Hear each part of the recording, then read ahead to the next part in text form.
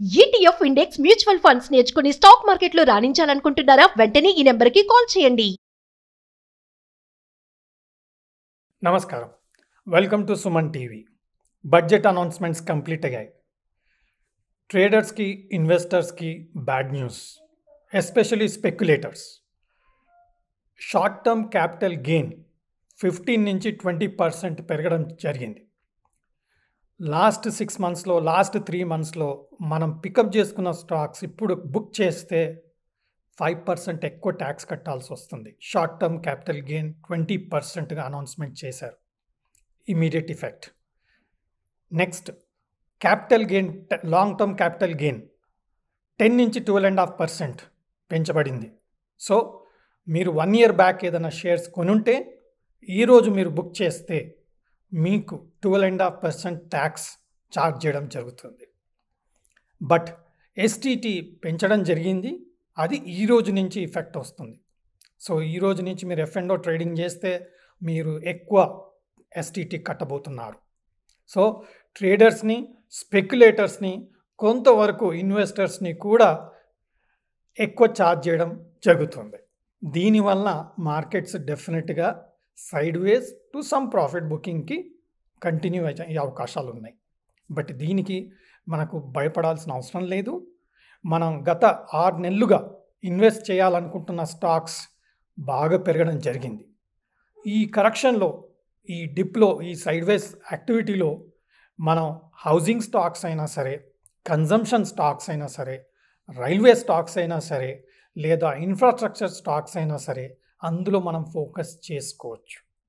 Already PSUs under valued, housing finance under valued, paper stocks under valued.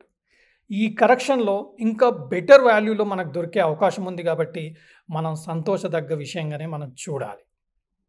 మనం ఇన్వెస్టర్గా మారితేనే మనకు better returns వచ్చే అవకాశం ఉంది కాబట్టి గవర్నమెంట్ అందరినీ ఇన్వెస్టర్స్గా మార్చాలని చూస్తుంది కాబట్టి మనం ఇన్వెస్టర్స్గా మారడంలో తప్పేమీ లేదు. లాంగ్ టర్మ్ గ్రోత్ స్టోరీలో పార్టిసిపేట్ చేస్తే మంచి రిటర్న్స్ వస్తాయనే దానికి సందేహమే లేదు. మనం అనుకున్నట్టు కన్జంప్షన్ని ఇంక్రీజ్ చేయాలి అనే ఆలోచనలో గవర్నమెంట్ ఉన్నట్టుగా అనుకున్నాం. ట్యాక్సేషన్లో మనందరికీ శుభవార్త. దాదాపు 17,500 రూపీస్ ట్యాక్స్ మనకు ఇప్పటి నుంచి సేవ్ అవ్వబోతుంది న్యూ ట్యాక్స్ రెజ్యూమ్లో. అది మనకు సేవింగ్గానే వస్తుంది కాబట్టి మన పర్ క్యాపిటల్ ఇన్కంలో ట్యాక్స్ మనం తగ్గిపోతుంది. సో వాటిని మనం కన్జంప్షన్కి వాడే బదులు కన్జంప్షన్ స్టోరీలో ఇన్వెస్ట్ చేస్తే మనకు బెటర్ రిటర్న్స్ వచ్చే అవకాశం ఉంది. మనం ట్యాక్స్ సేవ్ అవుతుంది అన్న ఆలోచన లేకుండింది. బట్ ఇప్పుడు మనకు 17,500 rupees per head minimum tax మనకు సేవింగ్ వస్తుంది కాబట్టి డెఫినెట్గా మనం కన్జంప్షన్ స్టోరీలా ఆ అమౌంట్ని ఇన్వెస్ట్ చేయండి.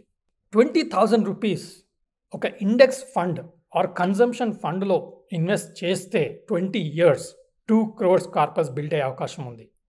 ఎవరికైతే ఇప్పటి వరకు ఇన్వెస్ట్మెంట్కి మనీ సరిపోదు అని అనుకున్నారో ఈ ట్యాక్స్ సేవింగ్ వలన మనకి మనీ వస్తుంది కాబట్టి దాంట్లో అట్లీస్ట్ ఒక 50% ఎస్ఐపి రూపంలో మీరు ఇన్వెస్ట్ చేస్తే బెటర్ రిటర్న్స్ వచ్చే అవకాశం ఉంది. 17,500 రూపీస్ ఫర్ 1 year. దాన్ని మీరు 1,500 రూపీస్ పర్ మంత్ ఎస్ఐపి లెక్క వేసుకుంటూ వెళ్తే మీకు మంచి రిటర్న్స్ వచ్చే అవకాశం ఉంది. అదేవిధంగా హౌసింగ్కి దాదాపుగా 10 lakh crores బడ్జెట్ అలొకేషన్ ఇచ్చి హౌసింగ్కి ప్రయారిటీ ఇవ్వడం చూస్తున్నాం. ఇన్ఫ్రాస్ట్రక్చర్కి government spending 11 lakh crores announcement interim budget ఫిబ్రవరిలో ఇవ్వడం జరిగింది. ఇప్పుడు 10 lakh crores హౌసింగ్కి ఇవ్వడం జరిగింది. It's a clear indication housing is the sunrise industry in India. మనకు హౌసింగ్ సంబంధించిన స్టాక్స్ అయినా సరే, లేదా హౌసింగ్ సంబంధించిన మ్యూచువల్ ఫండ్లో ఎస్ఐపి ఇమ్మీడియట్గా స్టార్ట్ చేసుకునే అవకాశం కల్పిస్తుంది. ఆల్రెడీ హౌసింగ్ సెక్టర్ ఇండియాలో బూమ్ అవుతుంది. దీనికి తోడు ఈ బూమ్ అనేది కన్ఫర్మ్ అండ్ యాక్సిలరేట్ అయ్యే అవకాశం కూడా చాలా కనబడుతుంది.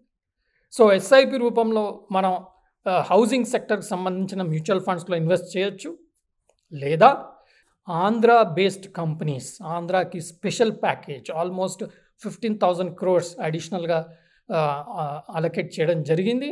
Andhra companies, marine companies, shrimp companies ఆంధ్రాలో ఎన్నో ఉన్నాయి. సో డబుల్ వ్యామీ ఎఫెక్ట్ లాగా కనపడుతుంది.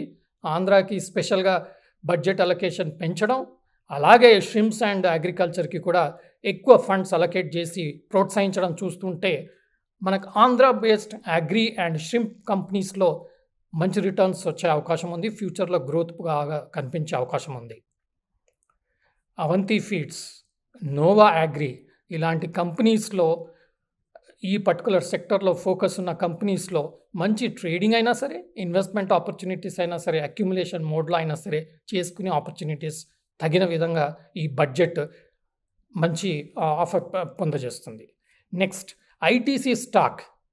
ఈరోజు టొబాకో పైన మేజర్గా అనౌన్స్మెంట్స్ ఏమీ రాలేదు, ట్యాక్సేషన్ పెంచుతామని చెప్పేసి. దానివల్ల ఐటీసీ స్ట్రాంగ్గా దాదాపుగా లాస్ట్ 1 hour నేను చూసినప్పుడు మంచి పాజిటివ్గా ఆల్మోస్ట్ 4-5% అప్ ఉండి నిఫ్టీకి సపోర్ట్ ఇస్తూ స్ట్రాంగ్గా మెయింటైన్ చేయడం చూస్తున్నాం.